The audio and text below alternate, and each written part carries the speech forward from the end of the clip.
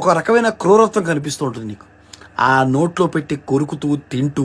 అరే ఈ పావు బాజీ కనిపెట్టినాడు ఎవడైతే ఉన్నాడో ఓ చోట పుల్లగా తగలడుతుంది, ఇంకో చోట కారంగా ఉంటుంది, ఇంకో చోట చప్పగా ఉంటుంది. ఆడేమో ఇంత కూరన మన మొహానడేసి 2 బ్రెడ్ ముక్కలు వేస్తాడు. ఆ బ్రెడ్ ముక్కలు అయిపోతాయి, కూర మిగిలిపోతాయి. నిండదు, కళ్ళు నిండవు, అసలు ఏమీ నిండవరా, ఏ అవయవో నిండదు ఈ పావు బాజీ తినడం వల్ల. అరే ఇది ఫ్రైడ్ రైస్ ఎలా తినాలంటే నీ ఎదురుకుండా ఫీల్ ఉండదు అనమాట. ఆ ఫ్రైడ్ ఎలా తినాలనిపిస్తుంటుంది. ఇదొక వ్యసనం. అరే అమ్మాయికి అబ్బాయికి అట్రాక్ట్ అవ్వని వాళ్ళు ఎవరైనా ఉంటారేమో కానీ దీనికి మటుకు అట్రాక్ట్ అవ్వని వాళ్ళు ఎవరో ఉండరు ఈ భూ ప్రపంచంలో.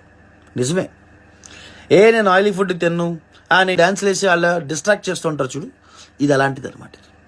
అరే అసలు ఈ పానీపూరికి అమ్మాయిలకి సంబంధం ఏంటో నాకు ఇప్పటికీ అర్థం కాదు.